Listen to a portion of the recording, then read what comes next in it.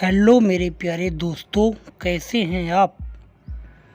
दोस्तों, गर्मी की भरी दोपहरी थी और अचानक 3-4 बिन बुलाए मेहमान घर आ गए। पापा ने उन्हें कुछ ज़्यादा ही खास माना। बाकी हम उन्हें पहले कभी नहीं देखे थे। हमें थोड़ी उलझन सी हो रही थी, लेकिन पापा तो उनका स्वागत करने में लगे हुए थे। पापा ने जल्दी से माँ से कहा, तुम रसोई में काम करो, मैं मेहमानों के साथ बैठता हूँ। अब ये भी सच था कि पापा को अपनी गर्मी का जरा भी परवाह नहीं थी, लेकिन माँ को रसोई में काम करने के लिए भेज दिया। माँ पहले से ही थकी हुई थी। दिन भर के काम के बाद अब गर्मी में रसोई में खाना बनाने का काम और उस पर पापा के बार बार आदेश। हम छोटे थे तो थोड़ा बहुत मदद करते थे, लेकिन यह भी एक किस्म का काम था। माँ पसीने पसीने हो रही थी, लेकिन सर पर दुपट्टा बांधकर काम करती जा रही थी।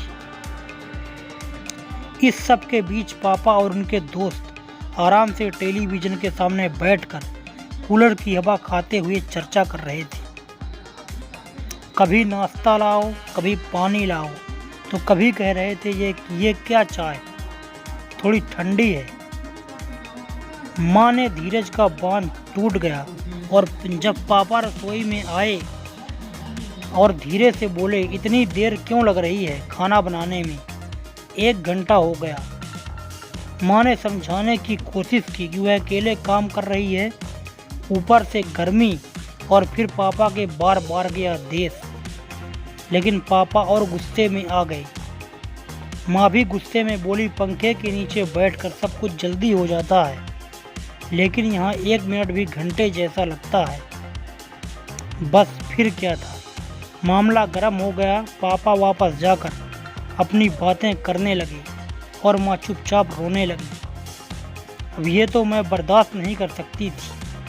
खाना तैयार हो चुका था और जैसे ही माँ ने खाना परोसने के लिए भेज दिया, मैं चुपचाप नीचे गई और मेन स्विच बंद कर दिया। नीचे कोई भी नहीं था और सब खाना शुरू कर चुके थे, तो पापा चेक भी नहीं करेंगे। अब क्या था, सब गर्मी में खाना खा रहे थे, पसीने में भीगते हुए, और मेहमानों को भी यही समझ आया कि खाना वही खा रहे हैं जिस हालत में माँ ने उसे बनाया था। कोई भी उनकी मदद को नहीं आया था, तो अब सबक तो देना था ना। पापा जैसे ही रसोई में आए, अपने झूठे बर्तन रखने के लिए पसीने से तरबतर हो गए। पापा ने कहा, बहुत गर्मी है, कैसे कर रही थी इतना काम। माँ चुप हो गई और बिजली विभाग को भी धन्यवाद दिया कि सही समय पर लाइट चला दी। अब सबको लगा कि लोड ज़्यादा हो जाने से मेन स्विच खुद गिर गया था या फिर किसी ने गलती से गिरा दिया होगा। मैं तो इतनी मासूम थी कि आज तक किसी को मुझ पर शक ही नहीं हुआ। बात बस इतनी थी, पापा से सबसे ज़्यादा प्यार है, लेकिन माँ को रोता हुआ देखना। अगर आपको हमारा पोस्ट या कहानी अच्छी लगी तो प्लीज़ लाइक, शेयर, कमेंट में अपने विचार अवश्य व्यक्त करें और सब्सक्राइब करके दोस्तों हमें सपोर्ट कीजिए।